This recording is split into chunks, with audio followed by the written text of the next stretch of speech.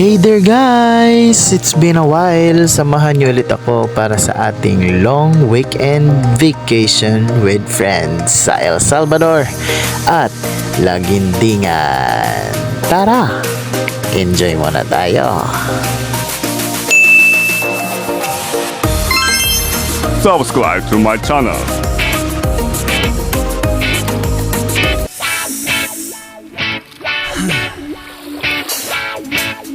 Mga kasuki, nag-vacation ba kayo? Or nag-staycation lang? Staying at home is not a problem.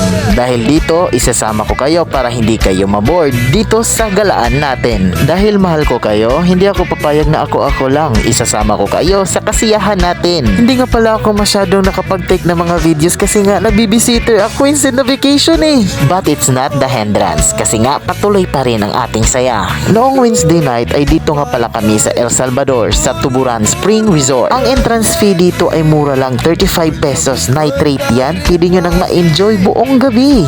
No overnight stay dahil hanggang alas 10 lang ng gabi ang operation ng Tuburan Spring Resort. Ang buong area ay napapaligiran ng maraming ilaw kaya hindi madilim at maraming area na pwede nyo mapagpicturan. At ang swimming area ay maliwanag na rin at pwede nyo nang ma-enjoy ng mga barkada nyo. Kasi ang tubig ay hindi malamig, warm water lang. Perfect para sa mga lamigin. Ingon pa sila, mga kandingon daw. Pero diri, grabe. Ang sarap itampisaw. Kagaya ko na kandingon, for the go. Kasi nga, ang sarap ng tubig. Kasing sarap ko. Hoy! Eto nga, ini-enjoy namin ang tubig. Kasi nga, walang masyadong naliligo every night. Kaya masusulo nyo talaga yung tubig, lalo na kung mga couple kayo. Ay, for sure. Uy, ano daw? Kita nyo naman yung tubig kung gaano kalinaw, di ba? So, grabe. Ang sarap talaga, sarap. Uy, 9/10 ang rate ko dito. So, highly recommended ko ang Tuburan Spring Resort ng El Salvador City.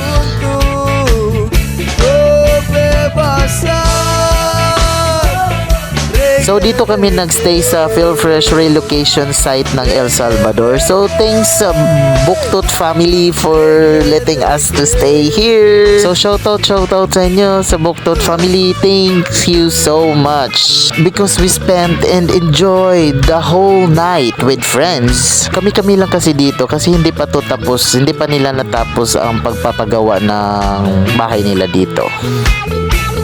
Good morning! So kinaumagahan ay umaga na. Obviously, talaga namang uumaga.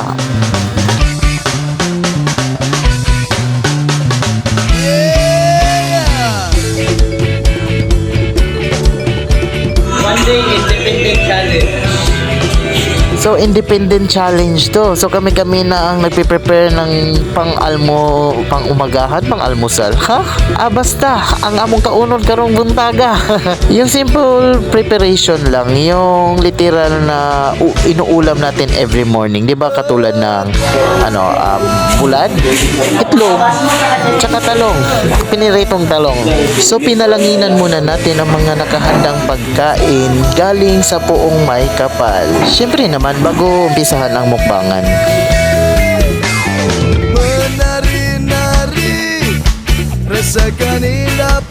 Mukbangan na ay for the go. Pasimpleng tiktokan muna bago umalis papuntang Lagindingan para doon naman tayo mag-aliw-aliwan. Paalis na nga pala kami dito. Hindi na ako masyadong nakapag-take nga. Sabi ko nga kanina, nag-babysitter ako Ako kasi ang may hawak sa tubol namin dito. Kaya ayun, ang sabi ko nga ay hindi siya hadlang kung saan tayong lahat ay mag-e-enjoy sa buong bakasyon natin. So ito agad ang bubungad sa inyo dito sa Rockwall Bayside Resort ng Lagindingan. Okay yung view dito, mahangin, pero not recommended kung may kasama kayong mga bata. Kasi nga, mabato kasi dito. Okay lang siguro mag-i-enjoy kayo dito kung buong barkada lang kayo. Because I think it's not safe for kids dito. Lalo na mahangin at saka malakas yung alon dito. Not unless siguro kung naka low tide siya. Pero ngayon naka high tide siya. If I'm going to rate this resort is is 8/10. Maganda naman siya, masaya dito kung kasama yung mga barkada nyo. Yung facilities, okay siya, malinis. And I think dinidevelop naman ng management ang resort. So I am looking forward na sana gumanda pa at magiging safety for kids ang lugar na ito. Yun lang. So I hope nag-enjoy din kayo. Hanggang dito na lang. Bye-bye! Please do support me for more videos and contents.